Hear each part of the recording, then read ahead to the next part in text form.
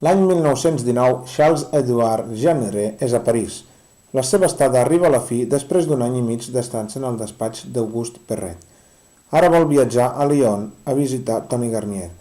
En tots els cercles intel·lectuals de la capital es parla d'aquest jove arquitecte que té unes idees molt audaces.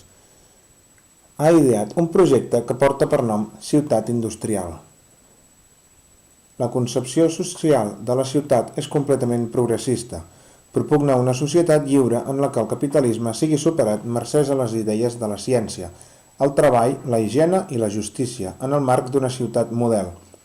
El projecte és un reflex de les idees utòpiques de l'època i en particular d'Émile Zola, qui a la seva novel·la Travail descriu una ciutat i una societat que té només com a ideals el treball, l'amor i la cooperació.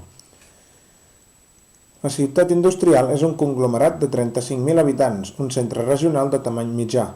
Hi ha una clara separació de les diferents funcions de la ciutat, anticipant-se així els postulats de la Carta d'Atenes. La zona fabril, amb un cinturó verd que l'envolta i l'aïlla. La ciutat pròpiament dita, amb els seus barris i els seus respectius serveis. Els establiments sanitaris.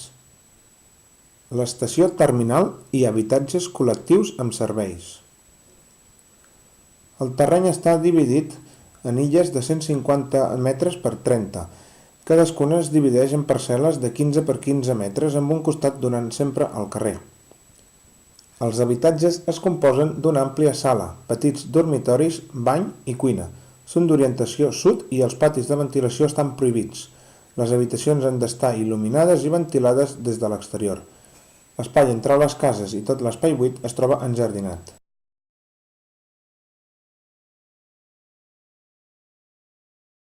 El punt central de la ciutat està reservat a la Casa Ajuntament, als edificis per a escoles i a camps d'esport. Hi ha una línia de ferrocarril que arriba a l'estació terminal. Totes aquestes idees que Charles-Édouard Jeanneret tot just està descobrint seran després la base de l'urbanisme de Le Corbusier. Normes d'higiene constructiva, importància de la natura, de l'aire, del sòl i la vegetació. Marchand de Lyon anota a la seva llibreta les següents paraules.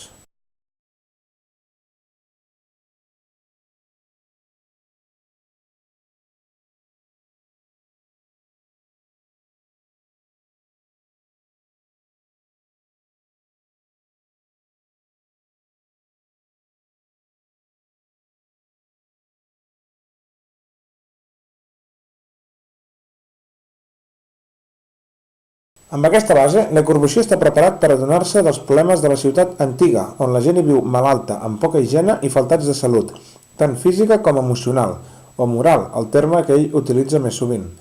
Les preocupacions per l'urbanisme de la ciutat són, doncs, més aviat estètiques. La vista pot ser ferida o acaronada, per tant, els problemes formals s'han de discutir. Calia, doncs, tenir un model. Els principis de l'urbanisme són indispensables. Creant un cos teòric sòlid i rigorós s'aconsegueix formular aquests principis. El 1922 presenta la Ville Contemporaine, sota la premissa que les ciutats actuals són incapaces de satisfer les exigències de la vida moderna i s'han d'adaptar a les noves condicions. Vegem com és el plànol de la ciutat. La forma és completament geomètrica, el traçat és regular i completament ordenat, una cosa que no s'havia vist des dels traçats regulars de l'urbanisme grec i romà, amb excepció de les ciutats ideals del Renaixement. L'estructura és ben senzilla, dos carrers principals en sentit oposat i una xarxa rectangular de carrers secundaris girada 45 graus respecte als eixos. Al centre, 24 torres d'oficines de 60 pisos en forma de creu, els anomenats gratacels cartesians. Cartesians com el plànol de la ciutat. El pla cartesià va ser ideat per Descartes, que el va utilitzar per desenvolupar la teoria de la geometria analítica. Però, què és la geometria analítica? Bàsicament és l'estudi de diferents línies i figures geomètriques aplicant les tècniques bàsiques de l'anàlisi matemàtic i d'àlgebra en un determinat sistema de coordenades. Potser la idea més important i revolucionària que va arribar a Descartes és la conclusió que les equacions algebraiques corresponen a figures geomètriques. Això significa que les línies i certes figures geomètriques es poden expressar com a equacions i a la vegada aquestes equacions es poden dibuixar com a línies o figures geomètriques. Una abstracció semblant a la que fa Le Corbusier quan ens diu que l'arquitectura es basa en els volums de les formes bàsiques. El Pla Voisin és la primera aplicació de la teoria de la ciutat contemporània en un emplaçament conegut. Le Corbusier cercava un patrocinador de les seves idees per a la ciutat del demà entre els fabricants de cotxes, explicant-los que l'automòbil ha matat la gran ciutat. L'automòbil ha de salvar la gran ciutat. Finalment, l'administrador de la casa Voisin va acceptar de patrocinar els estudis del centre de París i el pla que d'aquests se'n derivà. Lloat com a salvador de París, el pla pretenia aterrar barris insalubles per edificar un centre de negocis i un centre residencial, els gratacels i habitatges immobles vila en una quadrícula de carrers de 50, 80 o 120 metres que es creuen cada 350 o 400 metres. Le Corbusier, a l'hora de dissenyar el Pla Voisin, va decidir ubicar-se a la mateixa zona que ho va fer Lluís XIV, per sobre del riu Sena, i mantenir edificis emblemàtics d'aquella època. La Ville Radius és una plasmació de les noves investigacions urbanístiques dutes a terme entre els anys 1931 i 33 i editat en llibre l'any 1935. Aquí veiem un allunyament respecte a un model de ciutat centralitzada a favor d'un concepte teòricament il·limitat. Per primera vegada, Le Corbusier elabora els principis d'una ciutat funcional completa i coherent, exposada després en el quart Siam com a generalització programàtica, recollida a la famosa Carta d'Atenes. La Ville Radius, com a cos teòric, té diferents propostes per a múltiples ciutats, com Rio de Janeiro o Argel, i fins i tot el Pla Macià per a Barcelona. L'estructura de la ciutat és lineal, si bé metafòricament té forma antropomòrfica. Un cap director, la ciutat dels negocis. La ciutat residencial són els pulmons, entremig dels quals hi ha el cor, el centre cívic. Els peus, la ciutat industrial. A part d'aquestes deformacions metafòriques, ja s'ha dit que la forma és completament lineal.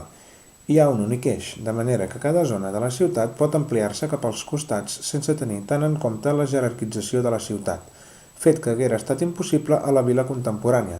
Respecte d'aquesta, la potència geomètrica disminueix. S'utilitza igualment el sistema cartesià per organitzar tots els traçats reguladors a partir de línies en diagonal que parteixen d'un punt en concret i figures ortogonals provinents d'una equació geomètrica anteriorment calculada i dibuixada sobre un pla cartesià. La ciutat radiant és més flexible que la seva antecessora. Le Corbusier ha renunciat aquí a la visió de conjunt i es limita a diferents plans i detalls.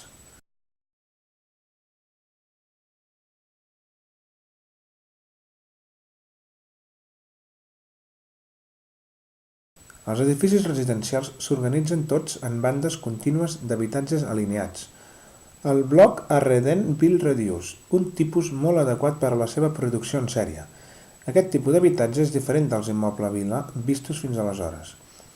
Aquestes bandes zigzaguegen conformant una sèrie de meandres prou elaborats com per garantir una certa diversitat de visuals i un espai escenogràfic com a teló de fons de la vida dels ciutadans.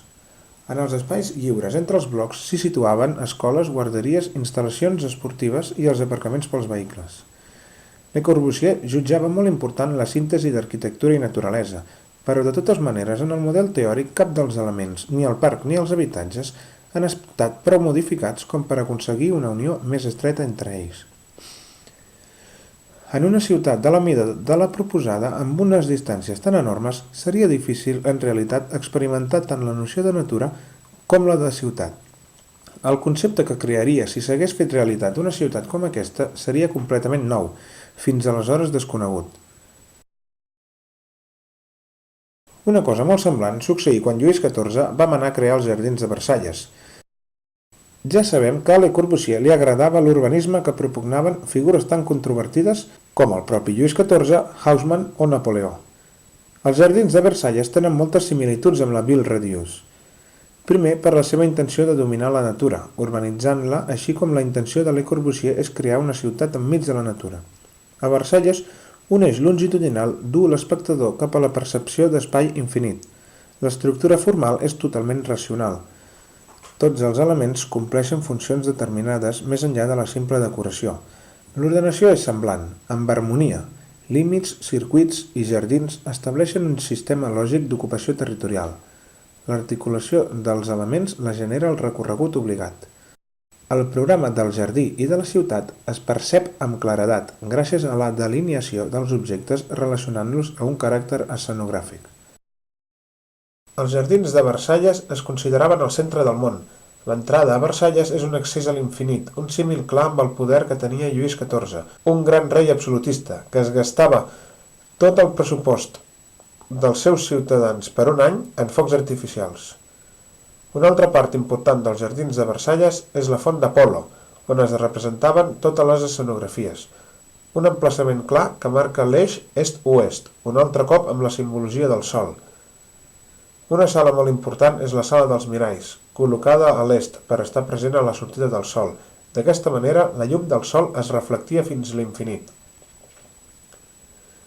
La ubicació de la seva cambra dominava tots els jardins com si cada part d'aquests fossin els planetes que giren al seu voltant.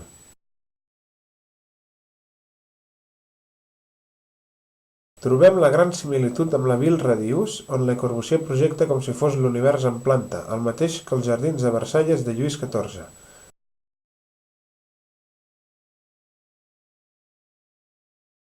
Es deia que només Lluís XIV sabia com recórrer aquests jardins. Lluís XIV, el rei sol, l'astre que dóna vida a totes les coses. És així mateix el símbol de l'ordre i de la regularitat. La ciutat radiant, la ciutat brillant, resplendent, el goig i l'alegria que se senten, sentir-se radiant, al viure en una urbs moderna. La societat aconsegueix sentir-se satisfeta. Una ciutat radiant, que irradia cap a l'entorn un model perfecte i ideal.